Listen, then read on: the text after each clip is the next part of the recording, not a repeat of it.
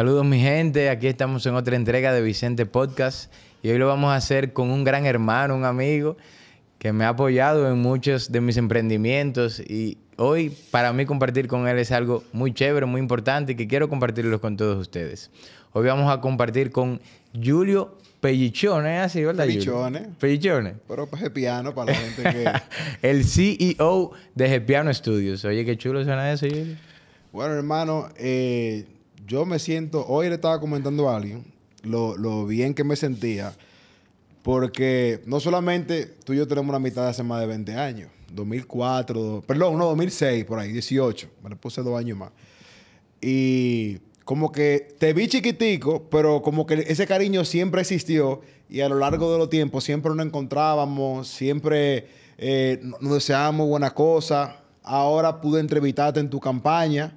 Te vi ser electo, ganar con todo tu mérito. Y ahora que tú me estás entrevistando como diputado, es una cosa totalmente emocionante. Es la primera vez que un congresista me está entrevistando. Y qué mejor congresista o diputado que sea un hermano, como tu hermano. Un hermano tuyo. Y la verdad es que ha sido algo como orgánico, como que Dios también nos ha permitido como encontrarnos en cada faceta. Primero tú me viste como el Bebo. El Bebo. Que después lo pegaste eso y estaba en los grupos de piano y el Bebo y el Bebo.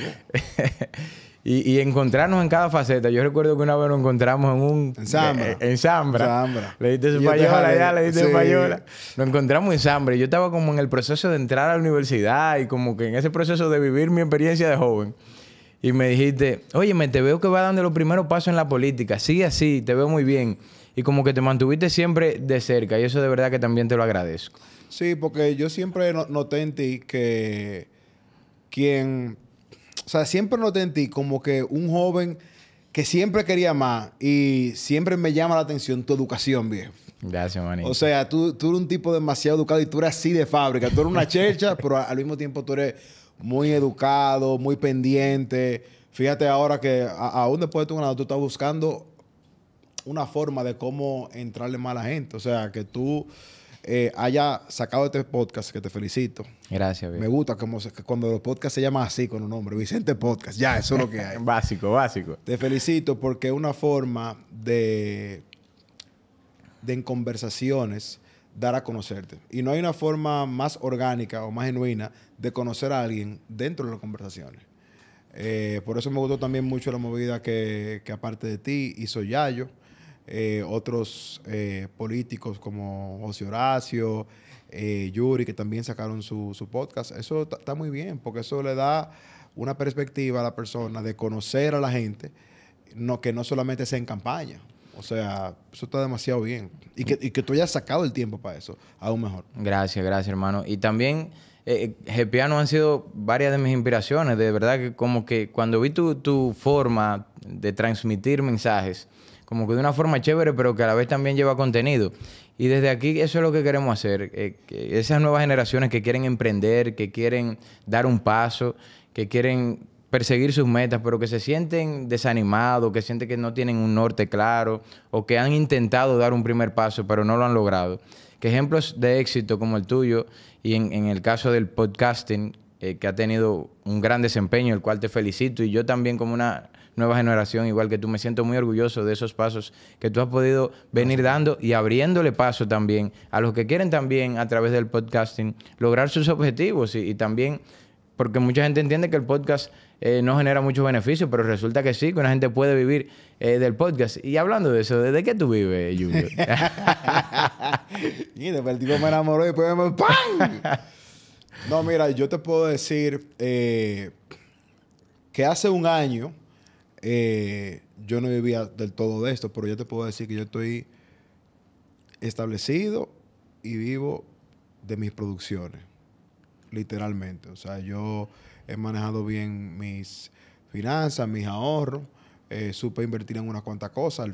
Cuando empecé, obviamente, tuve que irme en pérdida en los primeros 2 o 3 años. Subsidiar, vamos a llamarle, el estudio. Todo creyendo en esto. Y gracias a Dios, las respuestas fueron positivas al tercer año. Y el crecimiento ha sido enorme.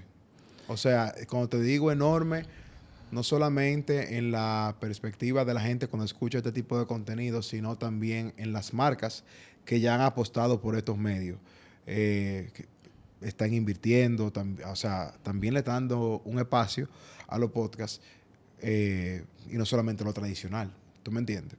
O sea, que es posible un joven dedicarse completamente al podcasting y vivir de eso. Bueno, todo va a depender del enfoque y la dedicación. Y yo diría que hasta un poquito el factor suerte, vamos a llamarle. Yo creo que en mi caso yo siempre he dicho que hay un poquito de factor suerte porque si tú te fijas, por ejemplo, en los dos podcasts que yo estoy, Gepiano F1 y Gepiano Podcast, están conformados por un equipo cada uno. Un equipo que son amigos, básicamente. Que son amigos, creyeron en el proyecto, tiraron para adelante y desde el inicio, hace 4 años, están conmigo, juntos, en las buenas y en las malas. Hemos conectado con la gente, nos hemos respetado nosotros y a lo largo hemos sido todos disciplinados. Entonces yo creo que encontrar gente así como el Buda, Trotman, Leyenda, que es un hermano de la vida de hace más de 20 años, Iván, que es un hermano de la vida también de hace más de 30 años, y Fran, que me hayan acompañado, yo creo que hay un factor de suerte ahí, de poder encontrar gente que se haya quedado contigo, que puede, que en todo su derecho no tiene que quedarse con uno. O sea, cada quien puede hacer lo que sea, pero me ha tocado esa unidad de trabajar en equipo. Y así es que yo lo veo. O sea, creo que nos vemos como un equipo todo. Pero como dice don Pepín Corripio, que la suerte te encuentre trabajando, ¿verdad? Eso sí, Mucha ¿verdad? persistencia y muchos años dándole, incluso cuando tú percibías pérdida, pero no tuviste... Sí, la suerte es esa, que ellos se han quedado conmigo trabajando. Eso es verdad. Hermano, cuéntame un poquito del Julio más joven, del Julio del 2006, lleno de expectativas, cómo decide emprender y ya más adelante cómo le surge que va a sacar un podcast. Explícame el proceso primero del Julio más joven. Ok. El Julio más joven. Buena pregunta. 2006 por ahí. Buena pregunta. Y buen año. 2006, yo tenía 19 años. Yo entré a la universidad. Desde que yo entré a la universidad, mi papá siempre había estado en el mundo vehicular. Nosotros éramos distribuidores de grandes marcas aquí. Mi papá era bien reconocido en el sector de vehículos. Él incluso llegó a ser de la directiva de ANADIV, la Asociación Nacional de Importadores de Vehículos. Y yo, desde los 14 años, he estado en ese mundo. O sea, siempre, primero era asistente de los vendedores, pero siempre estaba bien activo. Me gustaban mucho los carros. Yo estaba fascinado con los vehículos, con todo lo que tenía, los motores. En ese momento era Mitsubishi, Toyota. Y yo me ponía al lado de los vendedores.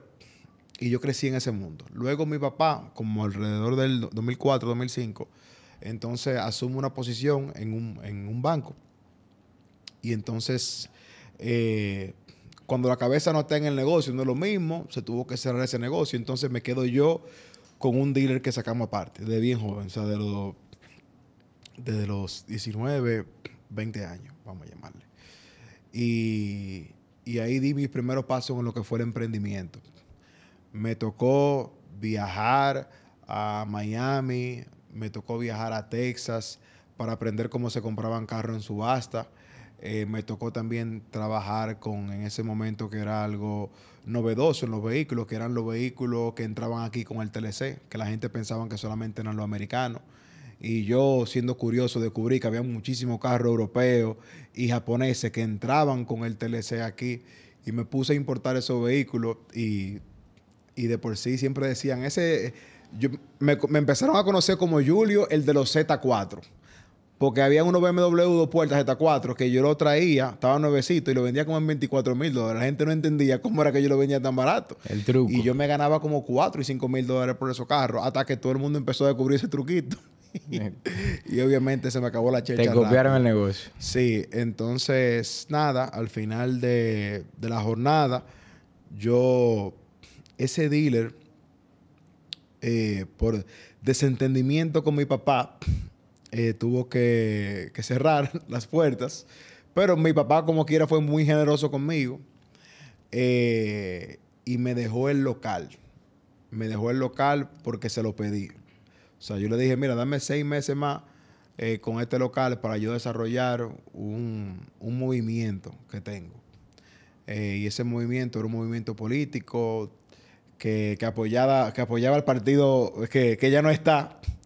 A lo Trora. Exactamente. Entonces, ahí me vi envuelto en el mundo de la política. Yo de por sí, no mencioné, cuando estaba también en el mundo de vehículos, era muy apasionado de la política también. Siempre leí el periódico. Ese mundo siempre me gustó. Incluso mi sueño era yo tener un programa de radio donde se hablara de política y de deporte. Y todo el mundo me decía, de que muchachos, pues es un disparate bien grande. Mira a don Álvaro Albelo, que es cronista deportivo, cuando se sienta ahí a hablar de política, no mezcla una cosa con la otra. Hasta para temas de marca, como que no iba. Y fíjate, hoy en día tengo un podcast de política y tengo un podcast de deporte. O sea que... Lo lograste. Lo logré un poquito en ese sentido, de conectar eso. Pero hazme entonces la transición de cuando tú dices, bueno, ya pasé la etapa de que viví la experiencia de participar en el mundo de la venta de los automóviles, pasé la etapa de que hice mi movimiento político. Y hablan un poquito de ese, Julio, la etapa política, antes de meternos en el cuando tú decides ya poner el podcast. Perfecto. Buen follow-up question. No te lo iba a contar si tú no me lo preguntabas, pero ya que tú lo estás preguntando. Cuando yo formé ese movimiento, gracias a Dios, ganó el partido por lo que estábamos haciendo campaña, porque si no, yo no sabía lo que íbamos a hacer. Porque mi papá se incomodó conmigo por el dinero porque yo estaba muy en chercha. O sea, yo estaba vendiendo vehículos, pero al mismo tiempo yo estaba en chercha porque yo acababa de entrar a la universidad. Como todo joven, inquieto. Yo estaba en las dos cosas, pero tú sabes, llegaba tarde. Salía con los amigos. Entonces, por eso fue que yo le pedí a mi papá. Tenía un Mitsubishi deportivo. Tenía un Eclipse. Hay que mencionarlo. Y un Lancer GT. Yo tenía mucho... sí. Me iba bien en la universidad porque yo llegaba con esa máquina. Cuando eso todavía no era un popito, era un jevito. Un jevito, exactamente. Un jevito. Vamos a llamarle. Pero entonces, nada, cuando me veo en esta posición de que, bueno, mis ingresos se van a parar ahora porque papi decidió ya cortarme la huila luz aquí, tengo que buscar empleo. Me acuerdo que yo en ese trance de que le pedí que me dejara el local, yo me entrevisté en Autosama, en Autogermánica, y cuando iba a entrar en Autosama, viejo, y tuve la mala suerte de que con la persona que iba a entrar la cancelaron el mismo día que yo entré. Y me dijeron, ¿quién tú eres? ¿Por quién me estás recomendado aquí? No, por fulano. Ah, se está yendo. Qué bien, mira, espéranos ahí en el Recursos Humanos. Un día duré ya tú sabes. Bueno, pero nada. El Julio político. Me enfoqué en el movimiento. En esos 6 meses que me quedaron, se ganó la elección. Era un movimiento de jóvenes. Y empecé a trabajar en el Estado en el 2012, en el Palacio, como encargado de suministro. Suministro, para el que no conozca mucho, es básicamente el encargado, no el encargado de compra, sino el encargado de solicitud de compra y de recibir mercancía. Yo tenía ahí 23, 24 años, pero era un encargado. Yo era el encargado más joven del Palacio en ese momento, de los departamentos. Y nada, yo estaba muy emocionado, independientemente que yo no estaba en el Palacio. Yo estaba en la 30 de marzo en un almacén. pero yo, como quiera, subía todos los días a Palacio a comer. Y trabajaba en el Palacio. Saludaba a mi jefe en ese momento. Vivía ese vibe. Claro. En saco. En saco, papá. Y eso que en suministro todo el mundo trabajaba, tú sabes, en camisita, porque pero era más chido. Yo estaba sacado, pero en el Palacio, hermano, ve que yo trabajo en el almacén de la presidencia. Y cuando salía hablaba con los amigos, no, que yo trabajo en Palacio. Hermano, en presidencia. Todo el tiempo en presidencia. Y la gente me visitaba allá y dice, no, esto es una oficina externa que estamos haciendo aquí. Estoy aquí afuera, circunstancialmente estoy aquí afuera. No, yo le dije, tuve que ir a varias oficinas, mira, ahí está el visor, ahí está, qué sé yo qué, el vaina barrial. Y esta otra oficina más. Y la gente, porque en verdad era un edificio. Era duro. Aunque en el segundo piso no había nada. Pero bueno, avanzando un poquito en el tiempo, como a los 2 años me cansé. A los 2 años dije, ya yo no aguanto más. Se vivía una monotonía demasiado dura y al final del día era trabajo. O sea, yo nunca cogí vacaciones. A mí me gusta levantarme y ir a trabajar. Y yo un día hablé con el que era mi jefe directo en ese momento y le dije, mira, me gustaría trabajar en algo que me relacione más con las instituciones en lo político. O sea, yo quiero hacer un poquito de networking porque yo creo que yo tengo algo más que dar. Y yo le dije, no importa si yo no tengo que ser encargado, pero me gustaría relacionarme más. Y efectivamente, me hicieron caso, como 3 meses después. En verdad no iba a renunciar porque estaba difícil la cosa, pero me hicieron caso y me hicieron coordinador de proyecto interinstitucional. Entonces, mi labor en ese momento era, por ejemplo, si había una institución que quería como hacer algo, algún proyecto que se manejara con fondos de allá, porque no tiene presupuesto, yo tenía que como que armar un equipo y hacer una presentación allá a ver si se validaba. Entonces yo hice relaciones con muchas instituciones, con muchos directores, viceministros y a la misma vez hasta diputados, que cuando pedían ayuda para su pueblo, para su provincia, lo canalizaban por ahí. Entonces yo tenía que hacer una presentación. Era de todo un poco. Y yo te puedo decir que eso fue como en el 2014 y ahí fue que yo empecé a ver el Estado como una universidad. Porque empecé a aprender de los procesos. Empecé a ver cómo era la vida dentro del Palacio. Que literalmente, si usted ve la serie House of Cards, es algo muy parecido.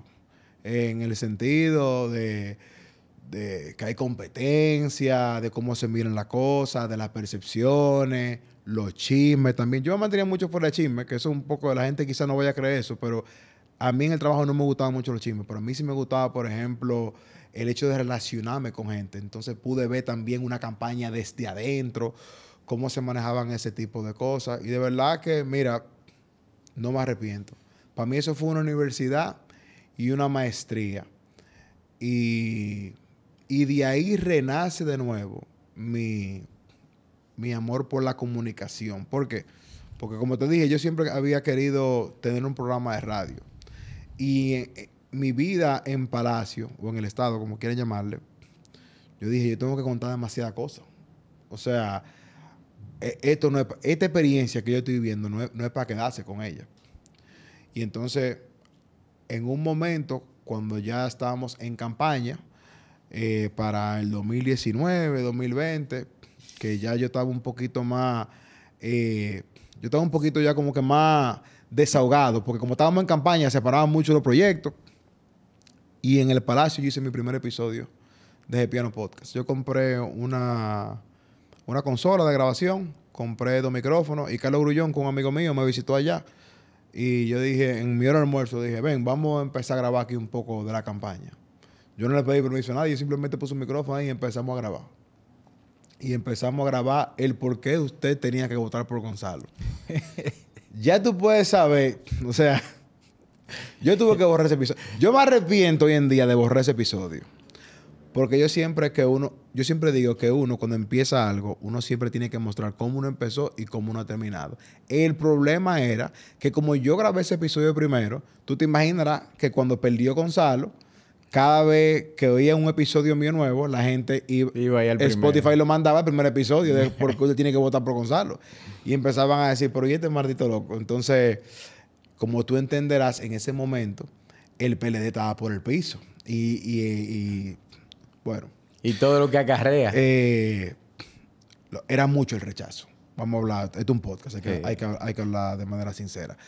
El rechazo a lo que trabajaban en el gobierno, a todo lo que estaba vinculado con el PLD, a todo lo que le olía a Gonzalo, lo repudiaba. Entonces yo soy muy sincero, muy franco, muy honesto. Nunca he negado nada. Soy muy leal a las personas que están ahí para mí.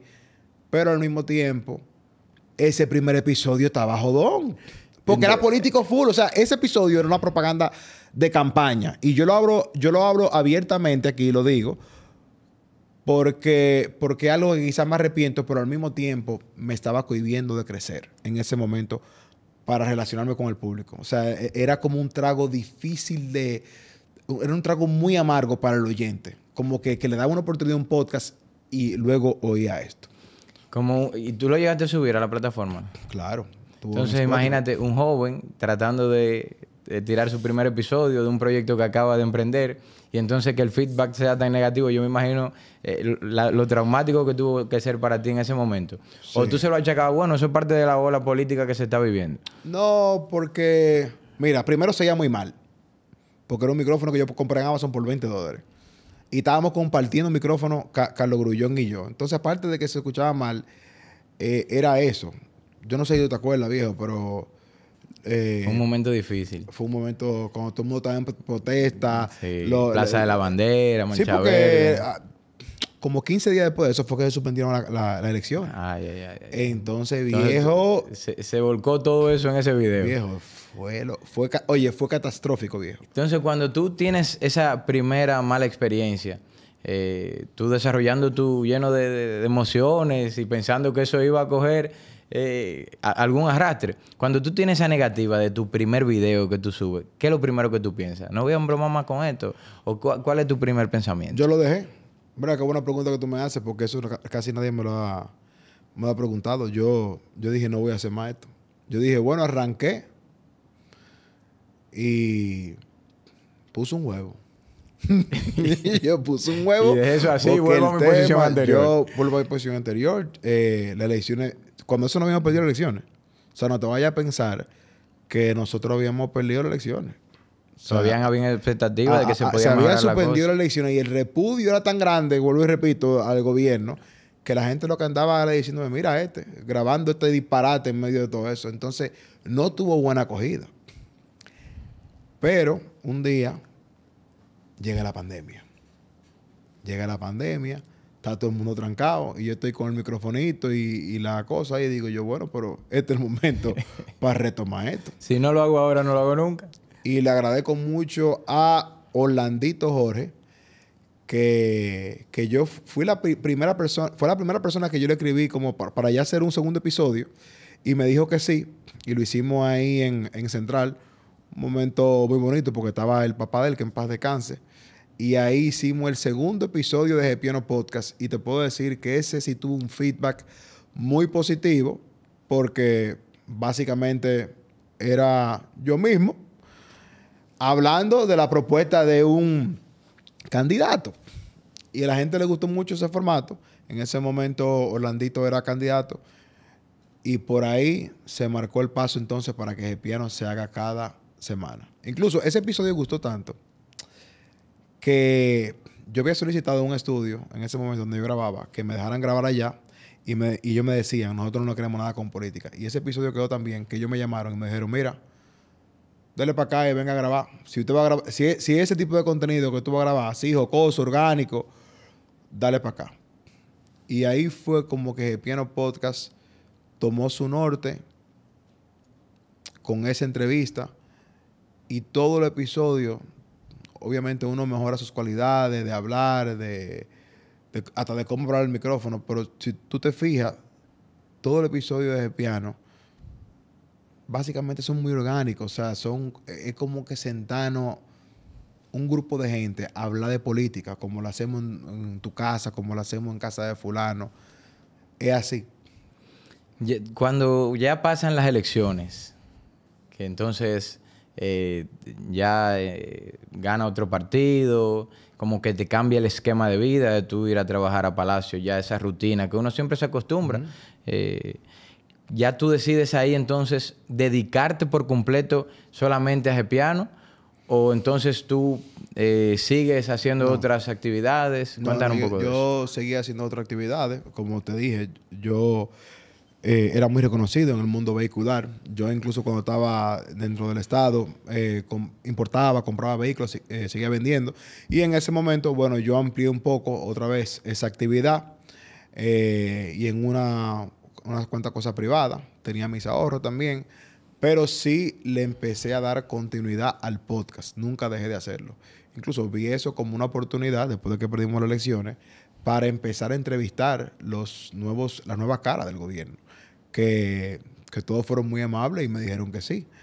Y como vivíamos un tiempo tan curioso, de luego de 16 años que entramos en un partido, eso me ayudó mucho. O sea, la expectativa, los análisis, los procesos, los nuevos funcionarios.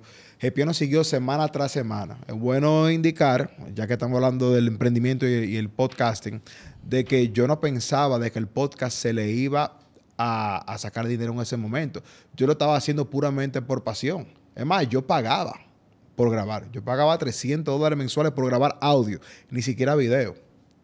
Y yo creo que eso es un factor determinante a lo largo de lo que hemos creado, la pasión. O sea, cuando tú tienes una pasión por algo tan grande que tú estás dispuesto a pagar para hacerlo, yo creo que si tú entonces te dedicas a eso para vivir de eso, va a funcionar. Porque si yo quería tanto eso para pagarlo, pues entonces yo lo voy a querer mucho más si me va a dejar beneficio. Si tú vieras al Julio en perspectiva, desde que le surge la idea, desde cuando va desarrollando el proyecto, de los momentos difíciles, de las cosas que pudiera mejorar, y lo ves hacia atrás, años pasados, cuando quiere ponerle todo su esfuerzo, pagaba para que el proyecto pudiera marchar, ¿qué le dirías, qué harías diferente en tu niño como lo es Gepiano? Yo hubiese salido antes del Estado. Y ojo, mira que te dije que para mí el Estado fue una universidad y una maestría para mí. Pero yo creo que en un 2017, yo creo que yo estaba bueno. Yo creo que yo duré 3 años, no voy a decir que he perdido, porque estoy muy agradecido del tiempo que estuve allá, pero creo que hubiese podido emprender en esto más y quizás estuviese hoy más desarrollado y no más desarrollado, sino viviendo más mi pasión. Para mí, personalmente, el 2017 y 2020 fueron un año un poco difíciles en términos personales, porque aunque uno dice que los errores son los que llevan a uno, pero uno no puede dejar de pensar a veces en esos momentos de que tú te sientes totalmente desubicado, viejo. Y para mí, yo estaba desenfocado, yo estaba un poco cansado, tenía mucha ansiedad, tenía una relación que no estaba muy buena en ese momento. Y fueron años muy difíciles, viejo. Y yo creo que si yo me hubiese enfocado más en lo personal que en otras dependencias, yo creo que yo lo hubiese pasado mejor en ese momento. Y hablando de de esas tribulaciones que vivimos nosotros los jóvenes, naturales tal vez del proceso, de la etapa, de que nos inhiben de poder hacer muchísimas cosas. También nosotros vivimos muchas etapas positivas, que los mismos bríos nos llevan a poder dar un paso al frente, de que queremos hacer muchas cosas. En esa parte positiva, ¿cuál tú dirías ya después de tus inicios, ya cuando estás más adentrado en el proyecto? Que tú dirías, bueno, este fue un momento cumbre, que yo lo recuerdo y nunca se me olvida de tan positivo que fue, de tantas buenas reacciones que tuvimos, de tantos views que tuvo dicha entrevista. ¿Cuál fue el momento clave que tú dijiste, bueno, este proyecto vamos con todo? Mira,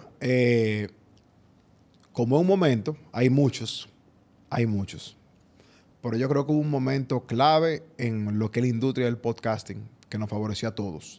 Y fue en el momento que yo, Jamil Yura, Sara Despradel, decidimos hacer lo que fue el Podcast Summit. El Podcast Summit consistió en invitar a varias personalidades del podcasting dominicano para presentarlo en vivo en el público. Y salimos a pedir presupuesto a varias marcas y en ese momento la idea era presentar varios paneles de diferentes podcasts, pero al mismo tiempo explicarle a la gente por qué el podcast es viable, por qué la gente está prefiriendo este tipo de conversaciones y cómo, y en el ángulo del marketing, por ejemplo, presentar algunos proyectos como Gepiano F1 que están totalmente enfocados en un nicho y cómo tú puedes crear una comunidad en base a eso. Sabíamos que estábamos haciendo algo ápero, de que íbamos a vender la taquilla y la vaina se llenó y marcas nos apoyaron, pero nosotros no sabíamos que después de ese día automáticamente las marcas despertaron con nosotros. Y la voz corrió y a partir de ahí, yo lo estaba hablando con Jamí hace como 3 días, fue un cambio repentino. Eso fue en noviembre del 2022. Y a partir de ahí, viejo, yo te puedo decir que en este país las marcas están un paso adelante que en otros países con este tipo de contenido.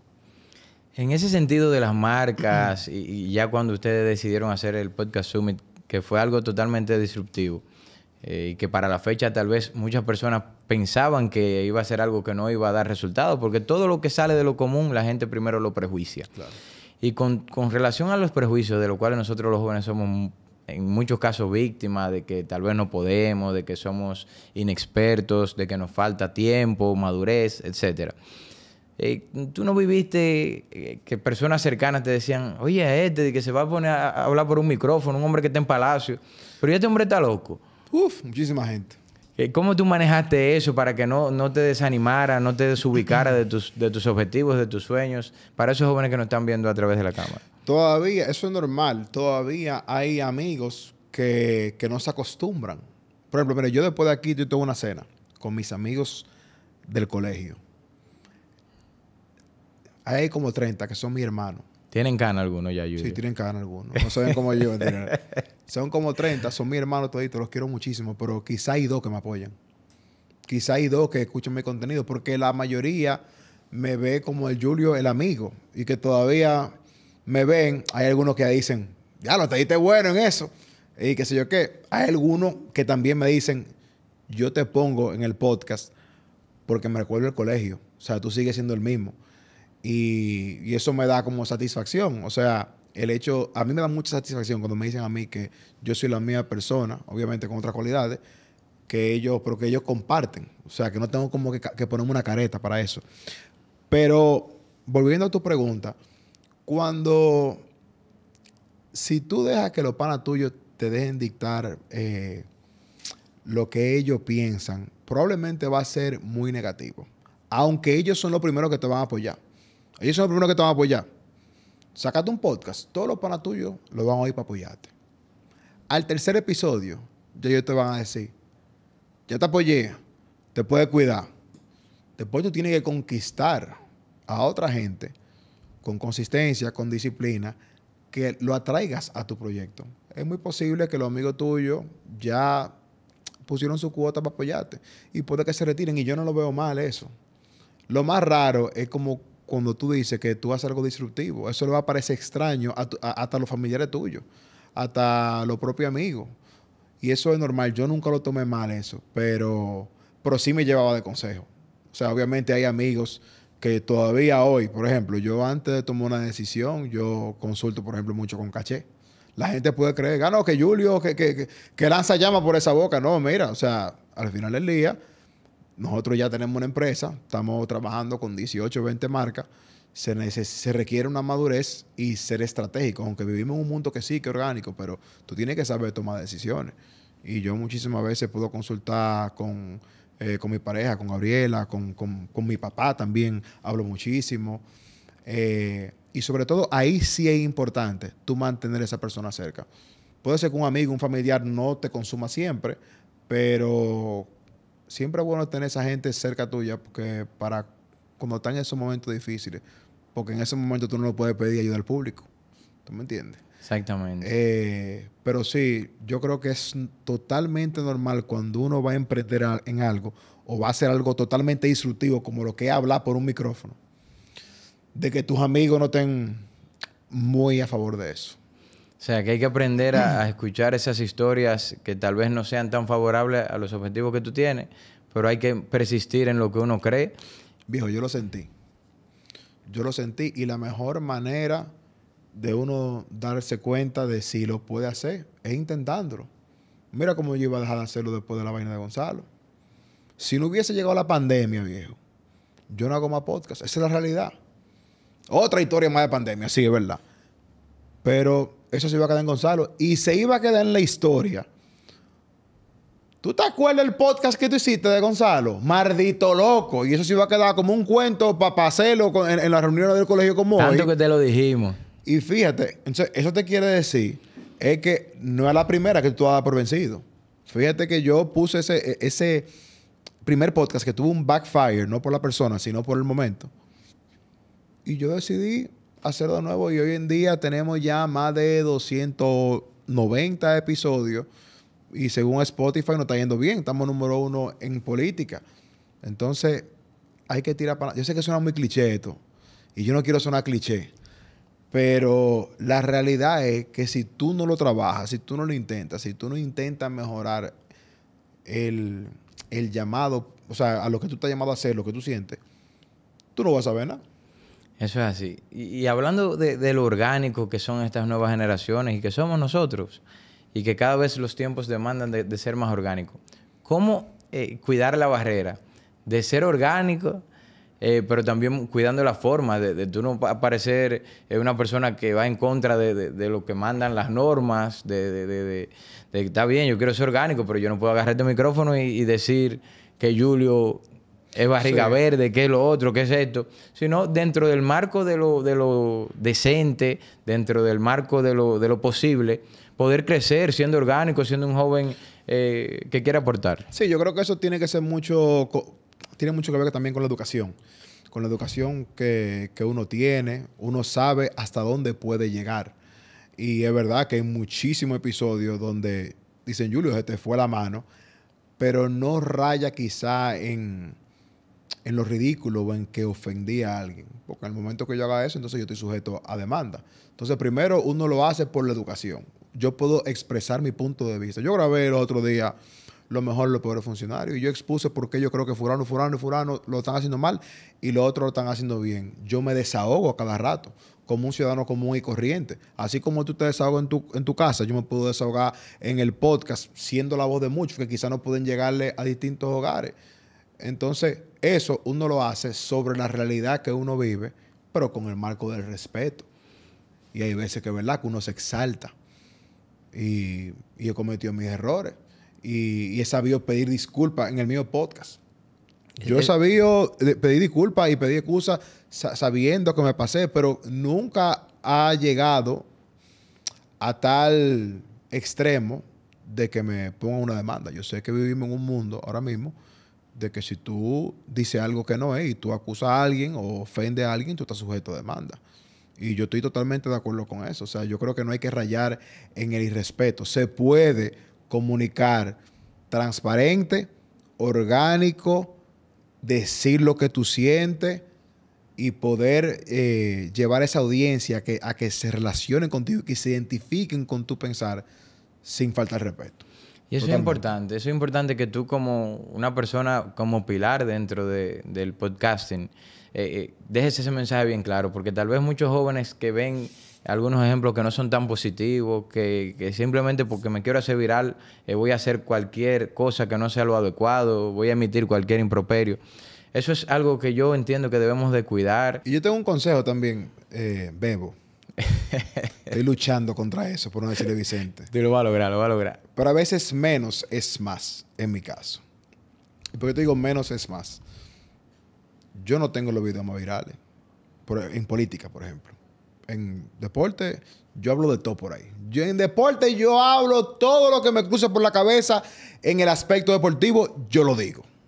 Eso es deporte. Yo siempre hablo en base al deporte, no el ser humano. Checo Pérez, yo acabo a Checo Pérez y digo que Checo Pérez no puede estar en la Fórmula 1, pero eso es en base al deporte, no en su vida personal. Y Verstappen. Verstappen sigue duro. Ah, ese sí. Pero, por ejemplo, volviendo al de la política, donde digo menos es más. Nosotros no estamos buscando la viralidad. Nosotros no estamos buscando el clickbait, que es lo que mucha gente busca, quizás o para hacerse famoso o para hacerse de dinero. Ni Iván, ni Fran, ni yo somos influencers, aunque casi estoy cayendo en eso. Pero éramos 3 jóvenes que trabajamos, que nos graduamos y nos metimos ahí sin ser reconocidos. Y cuando digo que menos es más, somos 3 jóvenes hablando nuestro criterio orgánico, con educación, haciendo preguntas, investigando en formato largo, que lo que queremos es que vayan al formato largo.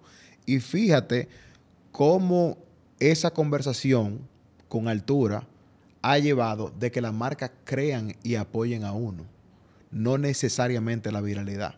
Es mejor tú tener un target fijo que sea X, B o Z y que tengan buena retención y que tú tengas ese público ahí y que el mensaje llegue con credibilidad a tú hacerte viral con 2 o 3 cortes por par de días.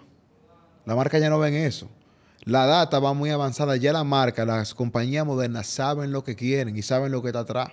Ya eso de tú hacerte viral por cualquier disparatazo que tú dijiste, eso no te va a hacer de dinero. Y hablando de eso, de todo el tema de cómo han logrado, si pues, se puede decir, adecentar el tema del podcasting, ¿cómo Julio, y si lo ha sentido en Gepiano, ha sentido cierta competencia ya dentro de los demás podcasts que existen? Cierta cosita de que, coño, fulano está sintiendo la presión con Julio. Háblame un poquito de eso. ¿Existe eso dentro del podcast? Yo que soy nuevo en esto. En mi caso, no. En mi caso, yo estoy muy lejos de la competencia. Es verdad, o sea... no me malinterpreten. No Y quiero que Julio tiró ese contenido, está copiando. no quiero sonar arrogante, pero, por ejemplo, en mi caso, F1, o sea, no existe una competencia. Y no lo digo por mal, te lo estoy diciendo porque soy honesto. Sí. O sea, existen otros podcasts y que hacen muy buen trabajo, pero estamos muy distanciados. Cuando tú miras los seguidores, los views, comunidad, marcas, estamos muy distanciados. Cuando tú miras política, viejo, la política casi no gusta. O sea, lo que nosotros hacemos en base a análisis político, en base a recap,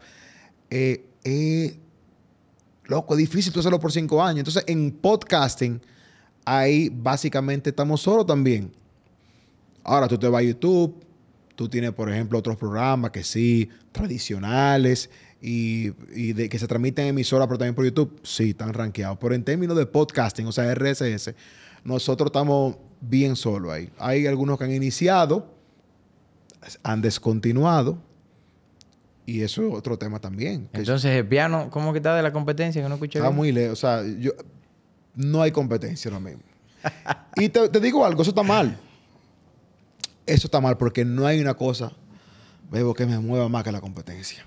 No hay una cosa que saque más de confort a uno que la competencia. Entonces ya yo me he creado, por ejemplo, competencia ficticia.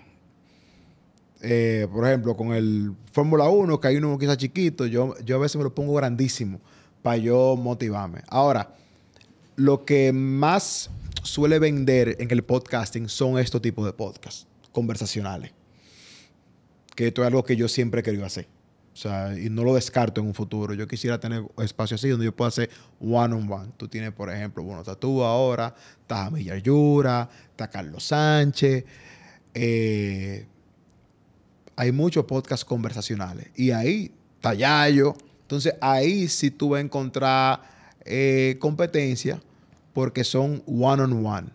Pero si usted fija lo que yo hago, son muy nichos. El de basquetbol...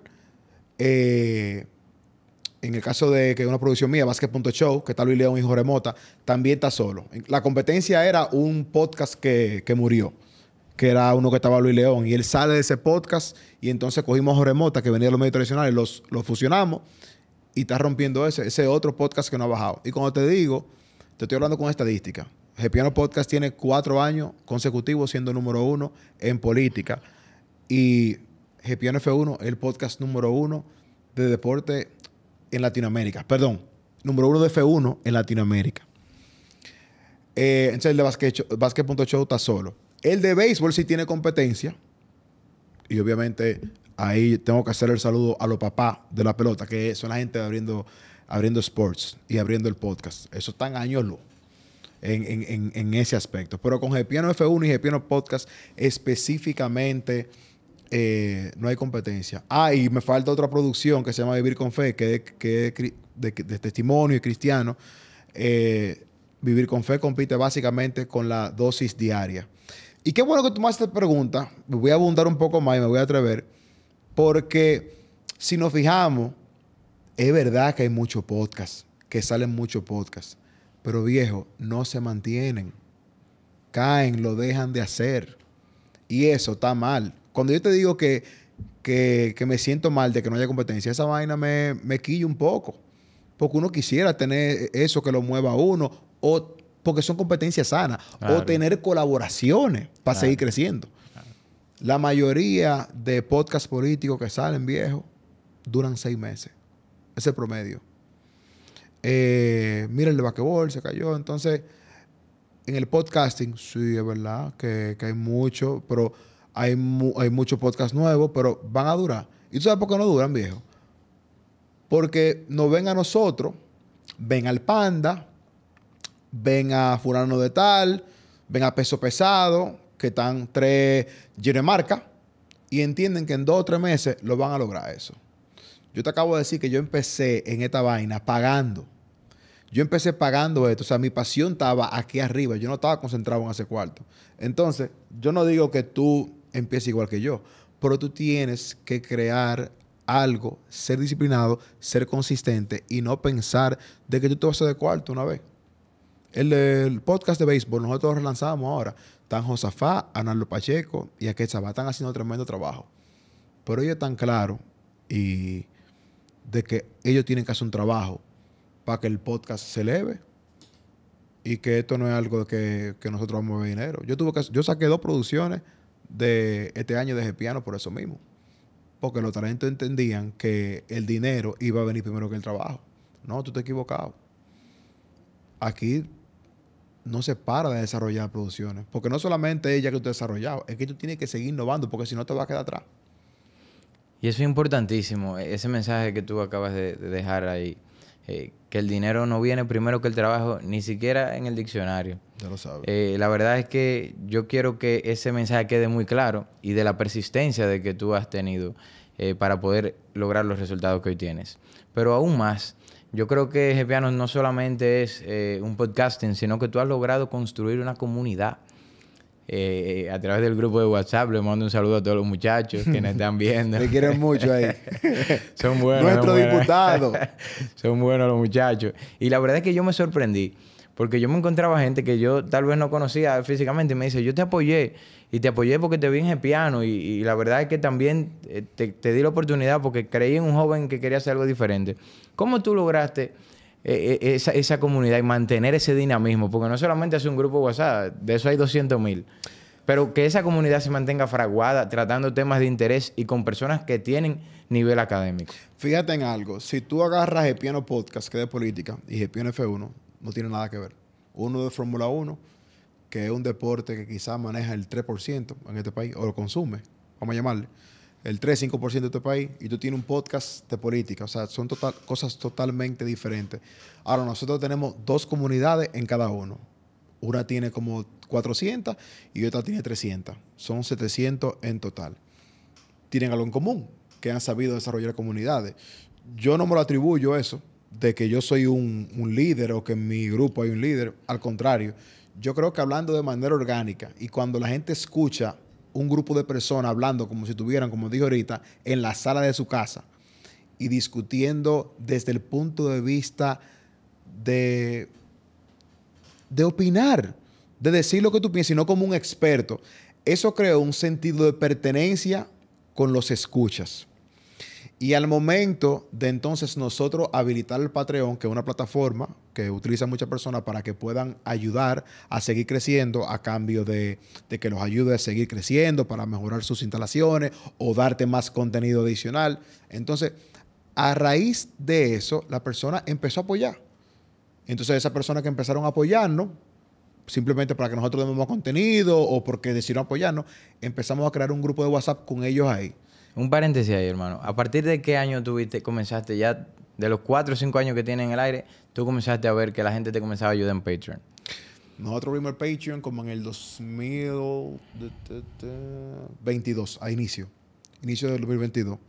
Empezaron a meterse, eran pocos, era un grupito. El Gepiano Podcast era un grupito de 10 gente. Que esas 10 gente hoy, son como, esas 10 o 15 tienen un grupo aparte, porque dicen que ellos son los OG. Los fundadores. Y le molestaba cuando entraban nuevos. Pero hoy en día es una comunidad muy bonita. O sea, es como un ministerio, una dirección, porque hay encargados de actividades. Cuando tú llegas te dan un formulario. O sea, se ha vuelto una comunidad sumamente organizada. Tú has visto la visita que hemos hecho. O sea, la semana pasada recolectamos 600,000 pesos para donar a una fundación. Tenemos una fiesta ahora el miércoles 18 con todos los Patreones en la zona colonial, que es Open Bar. Que, o sea, que los recursos se devuelven. Nosotros no queremos hacer algo como que, páganos y bye, gracias. No, nosotros siempre tratamos de devolver con experiencia Porque al final eso es lo que la gente quiere. Como la gente se identificó con nosotros, cuando ya entra al grupo, siente que habla el mismo lenguaje que nosotros. Se identifica. Lo que no conocemos somos nosotros a ellos. Pero a medida que están en el grupo, lo vamos conociendo. Y por eso es que nos hemos hecho tan buenos amigos de la mayoría. Porque al final son gente que sienten con nosotros, que piensan igual que nosotros, que no estamos bias, como se dice en inglés. O sea, como que no somos gente de paga, que está hablando de disparate por hablarlo. Se sienten muy identificados, tanto en la Fórmula 1 como en la política. Y entonces los patronos de Fórmula 1 y de política en encuentros se han conocido y se ha vuelto una comunidad grandísima. O sea que la comunidad se ha creado por la forma como nosotros hemos tratado de comunicar lo que hacemos. Y evidentemente que le has dedicado tiempo, porque claro. el poder tener una comunidad así demanda de tiempo, de trato. Eso ahí sí te digo, o sea, uno tiene que dedicarle tiempo. Uno tiene que dedicarle tiempo para conversar con ellos, para compartir con ellos, para crear experiencias. Eso sí me motivó mucho, obviamente, el hecho de que haya personas que se sentían apoyando y uno le dedicó tiempo. No solamente yo, sino todos, lo del grupo. Porque hay gente, es verdad que, por ejemplo, que tienen podcast y hablan aperísimo, pero no necesariamente quieren compartir con gente. Son gente que quizás quieren hablar e irse para su casa y eso se les respeta. Que quizás la forma de llegarle a esa gente es hablando por un micrófono y ya. Eso se les respeta. Nosotros, yo creo que hemos dado la milla extra en hacer lo que se llama ahora la comunidad de piano, que es una comunidad prácticamente networking. Señores, que mueve. Cuando tú grabaste ese episodio, que tú fuiste solo, que lo grabamos tú y yo solamente. Sí. Lo grabamos tú y yo, porque no habíamos coincidido con el horario. Y eran días cercanos a la elección. Ese momento y tu participación en el debate, tú mataste ahí. Totalmente. Tú fuiste el tema de conversación. Totalmente. Incluso tú estabas en el Patreon, pero la gente como que quizás no te había percibido bien y en esos dos momentos tú fuiste el tema de conversación de mira, por este tipo sí es duro, que bien se manejó, que. Entonces, imagínate toda esa gente hablando, replicando quizás en otro sitio. Yo no estoy diciendo que estoy incidiendo en que tú ganaste, pero se crea una percepción, o sea, en base a lo bueno o lo malo o lo regular. Totalmente, pero lo más importante y de las cosas que yo destaco es que se da contenido de valor. O sea, no es contenido de hacerte viral porque tú te quitaste el polocher, sino porque tú analizas los temas, en el caso político y de la F1 también, con cierta profundidad que también le genera engagement a ese público. Y en ese sentido yo también recuerdo que con el tema de los Piano Pulse, era mi primer debate con cámara. Y sí. yo siempre he sido bueno en el área de que yo puedo dar una entrevista, pero... Mi hermano sepa hombro yo. Cuando usted se para en un debate con candidatos que también tienen buenas propuestas y que tienen cierta experiencia. Yo recuerdo que a mí me tocó debatir con Celine, que una mujer que cuando yo nací ya era Miss. Ya era Miss República Dominicana. Julio, espérate. ¿Alguna anécdota que tú puedas hacer de alguno de esos patrons que son OG, como tú le dices? Que tú dices, oye, lo más random que me ha pasado con fulano de tal o lo que yo nunca voy a olvidar fue con fulano de tal que hizo tal cosa. ¿Alguna anécdota que tú no puedas compartir con esa comunidad? Mira, loco, en esa comunidad ha pasado de todo, viejo. O sea, de todo lo que se puede hacer una serie, una película, porque no va a dar la película. En esa comunidad se han metido en amores, se han pegado cuernos con gente de la comunidad. ¿Cómo es? Así mismo, porque son cosas que... Dámele para atrás. Son cosas que quizás tú no sabes. ¿Cómo la cosa? Pero que han pasado muchas cosas. Nosotros, oye, se han metido en amores. Ajá. Hay gente que... Hay una persona que se va a anunciar pronto que está embarazada ahí. Ay, se han hecho negocios. Se han hecho contrataciones, se han hecho relaciones, o sea, se han hecho grupos de club de fumada. Ahí ha pasado de todo. Se han hecho muchísimos amigos, se han hecho también enemigos, pero todo bajo el marco de un régimen disciplinario. De que pueden pasar todas esas cosas, pero usted no va a venir al grupo a dañarlo. O sea, ya, si usted decidió meterse con alguien y se sintió mal después, bueno, usted tiene todo el derecho de salirse. Pero han pasado de todo tipo de cosas.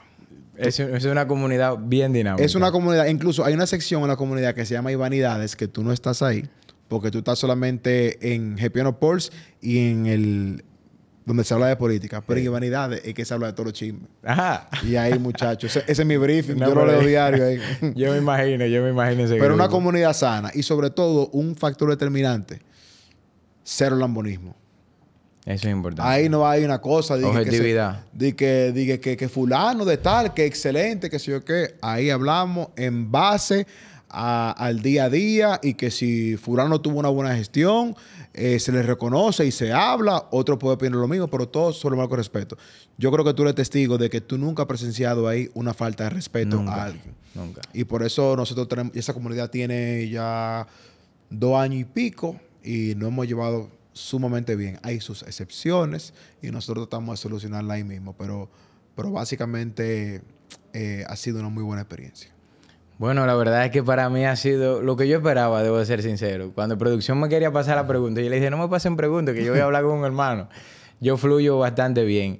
La verdad, hermano, es que agradecerte por la oportunidad, decirle a todos los que nos están viendo también que formen parte de la comunidad de Patreon, de Gepiano, que es una comunidad bien dinámica a la cual yo también pertenezco.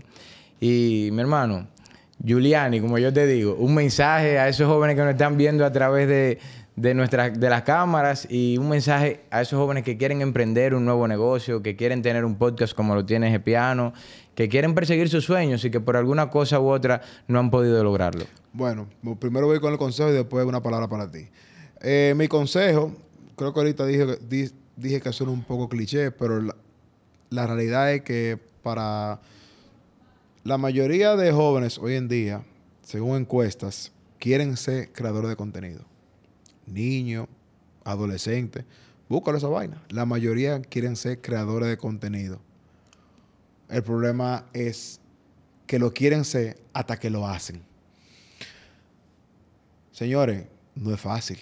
O sea, es muy chulo tú sentarte aquí detrás del micrófono, pero miren, yo ni siquiera le voy a hablar de edición, ni siquiera le voy a hablar de tomar los cortes precisos. El hecho solamente de prepararse, como lo está haciendo Vicente ahora, con preguntas, cuadrar con el invitado, mantener una conversación fluyente y hacerlo día tras día o semana tras semana es un sacrificio.